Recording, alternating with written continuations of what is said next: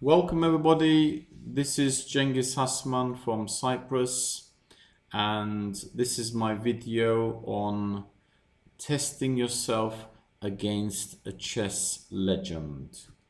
And my opponent today is Jonathan Spielman, Grandmaster Jonathan Spielman from England, who reached the number 4 position in the world in rating in ELO.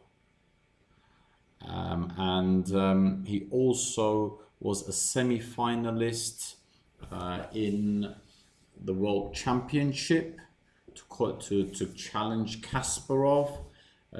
He lost out to Jan Tinman, who played Karpov, and Karpov then challenged Kasparov. So he wasn't far off from challenging the mighty Garry Kasparov.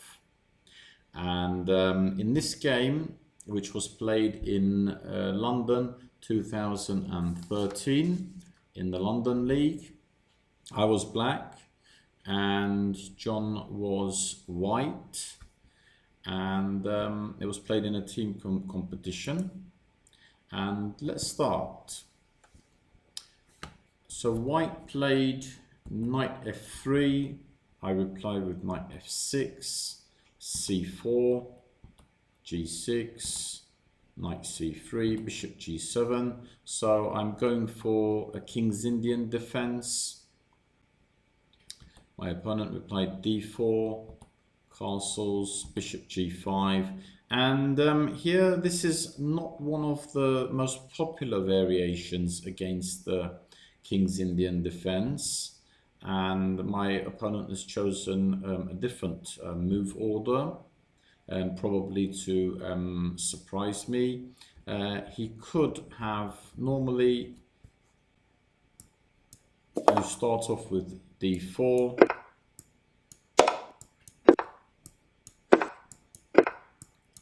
and white takes the center, and white can play f4, the 4 pawns attack,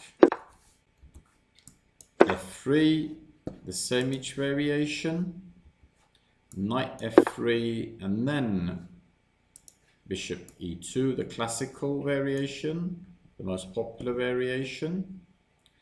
And white can also go for knight f3 a bit earlier on, and then go for fianchetto and develop the bishop on to g2. And there are some other variations too, because the King's Indian defense is very popular. I've played the King's Indian a lot, but I hadn't played this variation much. And so we continued. I played c5. I'm trying to open the diagonal for this g7 bishop. I would be quite happy if he took, but of course he wouldn't do that. He played d5. It does activate my bishop, but it does control some squares in my side of the board. And I went for an aggressive b5 move. I didn't want to be intimidated by my very experienced opponent. And I went for b5, which is a pawn sacrifice. It's the same idea as in the Benko Gambit, which I can just quickly show you.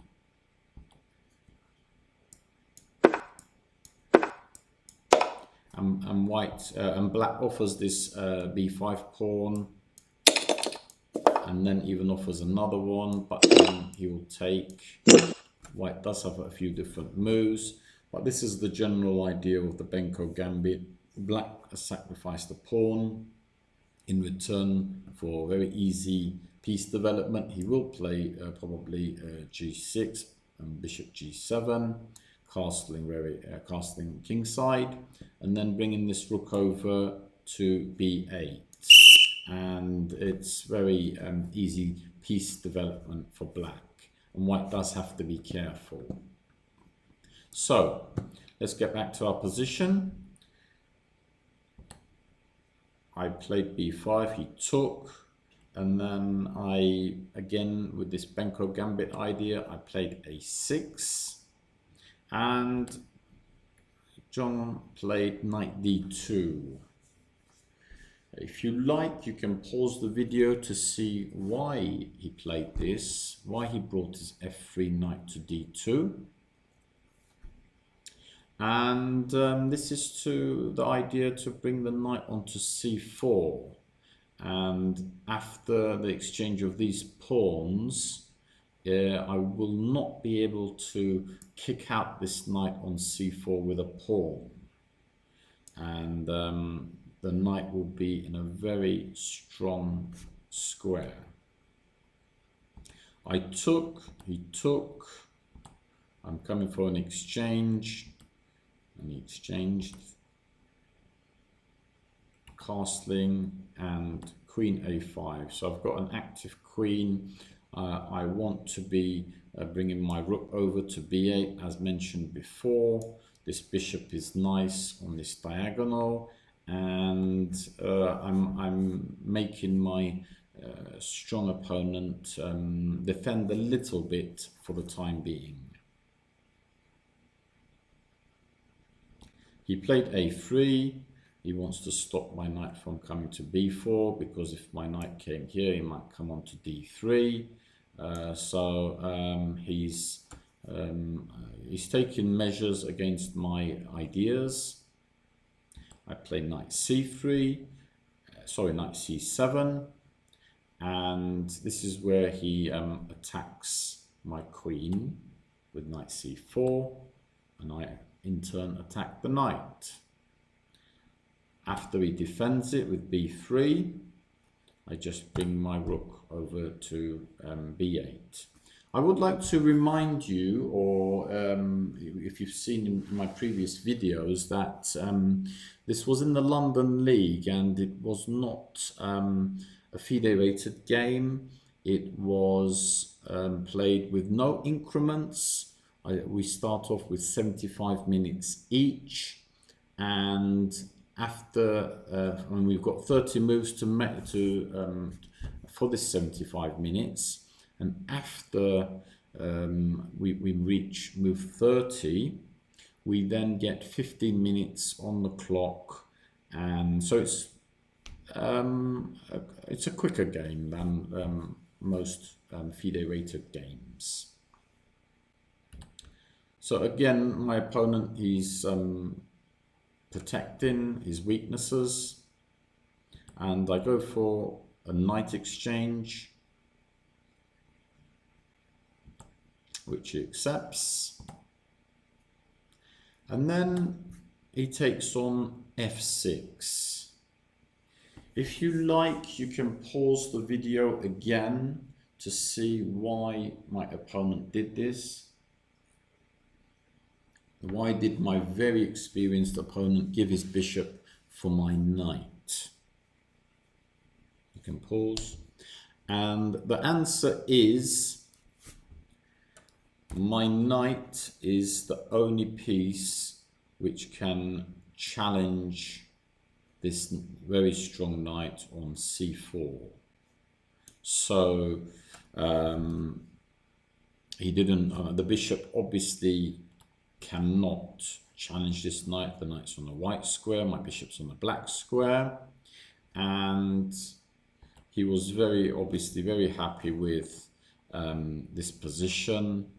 And even though this bishop is controlling a lot of squares, it actually doesn't have any targets, and this knight is putting pressure on this d6 pawn. It's protecting a3. So I mean, I did sacrifice a pawn, and I haven't really obtained the position I was hoping to obtain. I did actually have, if we go back a few moves in this position, the computer gives equality for me if I manage to find this really good idea of knight d7. I'm offering the pawn on e7, but my knight d7 now opens the attack for the bishop on the knight on c3. So obviously he shouldn't really take, and he has to do something about this knight. This would have been